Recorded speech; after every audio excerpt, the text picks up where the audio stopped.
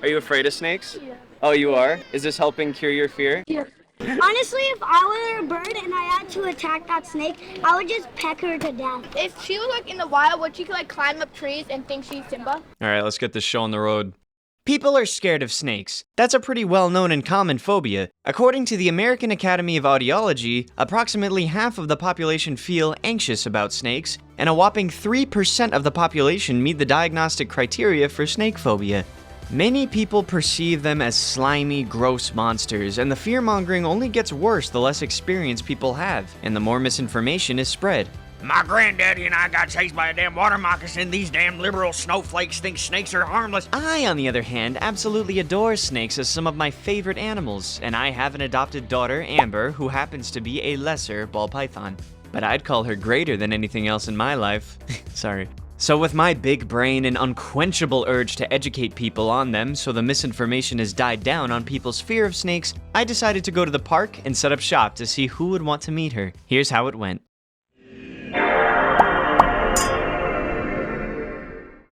At first, not many people paid much attention to me, but it wasn't too long before the first group of kids made contact with us. You want to meet a snake? Yeah, she's harmless. Do you mind if they're on camera? Look at her, she's all cute. I didn't expect her to be this brave. I mean, she's a little bit spooked, but... Hey guys! You guys want to come meet a snake? Sure. So this is Amber. She's a ball python. She's from Central and West Africa. She's an adult. She eats mainly rats. She's not venomous or poisonous, so she can't harm you guys. Okay. If you guys want to pet her, just do 2 fingers very gently against her back here. Yep, just like that. And quickly more people started to turn their heads at the crazy chick holding a snake. A lot of them were curious, but a little cautious. Some of them weren't afraid at all. You guys afraid of snakes? No. Me neither. But there were some who definitely were afraid. And for those who were afraid, I was really excited to debunk those common misconceptions about snakes. She's super friendly. She's never bitten me at all. She's not defensive. She doesn't strike at anyone. And she doesn't even kill anything live. How tall is she? She's about 5 feet long, a little over 5 feet. So, like, for reference, I'm 5'10", so she'd be like, if her tail was on the ground, she'd be like right up to here. Yeah. Hey guys! She's harmless, I promise. You want to pet her? Very gently, 2 fingers right against her back, okay? She's a ball python. She's from Central and West Africa. In the wild, she eats mainly birds and mice and rats. They'll climb trees and termite mounds to find them. Oh, sorry, baby. She's not venomous or poisonous at all. She's completely harmless. These are commonly kept as pets in the pet trade. She's a special morph that makes her this beautiful golden color. Normally they're like a more of a brown color, more of a dark brown. I think they're all pretty. The females do get larger than the males. She's about a little over 5 feet. She's gonna be 4 this July, the 28th, a few days away from my birthday actually. But despite her size, she's totally harmless, very curious as you can see. She's trying to sniff you right now. She loves meeting new people. Do you want to pet her again? Are you afraid of snakes? Yeah. Oh, you are? Is this helping cure your fear? Yeah. Yeah, she's very sweet. Most snakes are totally harmless. They're very rarely ever attack humans, and when they do, it's mostly out of defense. I mean, I know in India there's a ton of venomous snakes, spectacled cobras and the like, and unfortunately with, there's so many people and so many snakes there, you can imagine there's going to be some overlap, but there's no such thing as a snake that's like aggressive, wants to, chase after you or anything like that. They're not here for you, right? They're here for rats. It's nice to have them around. It's for pest control. Yeah, of course you can pet her. 2 fingers very gently on her back right there, okay? I was surprised with the amount of people who wanted to pet her, to be honest. The only thing that was kind of awkward about multiple groups coming was having to repeat the same facts again and again. Is she venomous? She is not venomous or poisonous or anything like that. She's totally harmless to humans. The only thing she's a threat to are rats and birds, which is what they eat in the wild. Why would they stick their tongue out? So they have an organ at the roof of their mouth called the Jacobson's organ. And what they do is it basically allows them to smell with their tongue. So that's why it's forked like that. They're collecting different chemical signals, kind of like what we do when we smell. It transmits those chemical signals back to that organ, and it allows them to smell, sort of like in stereo. They can smell a lot better than we can. That's how she detects her prey. Right now, she's just getting a feel for her environment right now. She's not used to all these people being around. She's not used to being out here in the great outdoors. She's doing pretty well. I was expecting her to be a little bit spooked. I could bet you all the money in my bank account she will not bite you unless you try to punch her or something like that. In the wild, they mainly eat rats or small birds. So unless you're one of those, you're fine. You guys can pet her. Let's just do one at a time so she's not overwhelmed. You can't see them since they're off camera, but for every person on screen here, there were about 10 others outside the screen waiting from a distance. It was nice seeing a lot of adults there too. It feels good. Yeah, she feels like leather, right? Like a leather jacket. Let's go. It feels like my first house. It feels like clothes. My goodness. I think she reacted. Yeah, just not too many people at once. She can get a little bit scared. I was also pretty happy to see Amber not freaking out too much and mostly just curiously slithering and looking around. She doesn't get to go outside much, so this was nice enrichment for her to take in the nice summer-kissed outdoors. I've seen some of them get huge, like 6 feet long.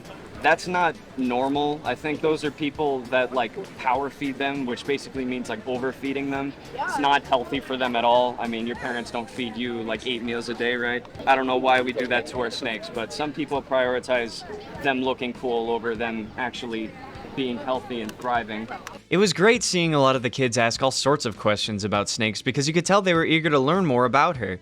And this was the opportunity I had been waiting for to really get to educate them. But I also had to manage Amber's feelings and be sure to protect her boundaries just in case she got overwhelmed by all the surrounding people. And that led to this awkward exchange when one of them wanted to hold her for himself. Can I hold the thing? The thing is, like, she's used to me, right? Is she gonna constrict? She's not gonna constrict you. She's not gonna hurt you. She couldn't hurt you even if she wanted to, but she is a little bit more on the nervous side right now. She's not terrified or anything like that, but she's still getting a feel for her environment. That's why she's sniffing around. That's why she's looking around everywhere. You know, it's not the most familiar environment to her. That's why we have this pillowcase, because just like you and me, she has a social battery, right? If there's too many people around and she just wants to hide, she can hide in here, and it's like she's in a burrow. It's like simulating that being in a burrow in the wild. I'm sure she would have been fine if I did let someone hold her, but I wanted to make sure I had control over the situation in case, God forbid, something bad happened. Wait, so you just found that pillowcase in your car and just found a snake in it? No, this was, I've had her for about 4 years now. Some people have to rehome their snakes many times for all kinds of different reasons. They're going to college, their mom's terrified of snakes. I had that one for a while. It took a long time for me to convince my mom. And I've worked with many snakes. I used to work at the aquarium right here so I have a ton of experience with reptiles, and I know a lot of people are afraid of them. So I wanted to take this opportunity to bring her here and see if she can cure anyone's fear of snakes. If she was like in the wild, would she could like climb up trees and think she's Simba? I don't think she thinks she's Simba, but who knows, maybe, because she is from Africa. But she does climb trees. Ball pythons in the wild, a majority of their diet, especially the larger females, is birds. Say we let her out here, she wouldn't survive very long once it becomes wintertime, but she would probably be eating the birds and the squirrels and stuff that you see around here. Maybe not the squirrels. Squirrels are a little too big. But that is mainly what they eat in the wild. And eventually, yeah, I was noticing she started becoming less active and more standoffish, balling up around my arm instead of sniffing around like before, and that's when I knew it was time to wrap up this short but eventful meet and greet. As much as I wanted to further educate these kids and everyone else at the park, Amber's feelings had to come first, so I started to pack her back in her pillowcase. And even after she was in the pillowcase, people were still asking me questions about her. On my way out, they even started asking me about other snake species, her predators, and even my YouTube channel. One of the kids even asked what her IQ was, which absolutely caught me off guard. I don't think that we could measure her by IQ, because an IQ measurement is more of like a human standard. Yeah, this is her way of saying, all right, I'm done exploring for the day. I want to go home.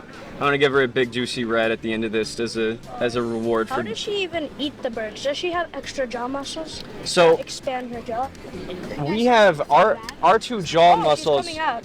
Oh my goodness. Get back in there, you. So our jaws can actually they're fused together. So like our two jaw muscles here can't expand, but theirs can actually expand, allowing them to swallow things like 10 times the width of their head. So they can eat some crazy things. Well, obviously not her, but there's some really large pythons and anacondas and stuff that can. Hey guys, you want to pet her right before she leaves? Are you afraid of her? She's not poisonous or venomous. She's completely harmless. She wouldn't hurt a fly. I better. Staring contest. Two fingers, very, very gently. Very gently. Well, I'll go next. I'll go next. You want to pet her, sweetheart? I promise you, she's harmless. I'd be in trouble if she bit you. See? Aw, She's coming out again. so cute. Did she? Oh my goodness. Maybe she wants to explore the future. Maybe. Right now, her future is going back in her enclosure because I gotta go and feed her. That's her future. You see this? Now she thinks she's back in her burrow. They want nothing to do with humans. They don't eat people. They don't try to strangle you. The largest snake in the world is the reticulated python. They can get theoretically up to around 30 feet, which is massive. And they're the only snake on record that have actually eaten a person. But they'll eat some large animals like deer, pigs. So you can imagine they're not the easiest animals to take care of. Somehow people still keep them as pets, which is a little ridiculous. Honestly, if I were a bird and I had to attack that snake, I would just peck her to death. That's how most birds actually kill snakes, so you're not too far off on that one. What's his predator? Her predators would be large birds like hawks and eagles, large monitor lizards. Like Komodo dragon? They don't live in the same range as Komodo dragons, but they, Indonesia. But Komodo dragons would eat her if given the chance. They eat everything. All right, kids. Well, it was great getting to know you. I'm so glad you were able to learn more about her. Am I in your YouTube channel right now? You're gonna be. Overall, it was a nice experience, albeit brief and a little awkward at first. If so much as one of those people lost their fear of snakes during that meet and greet, then my work here is done.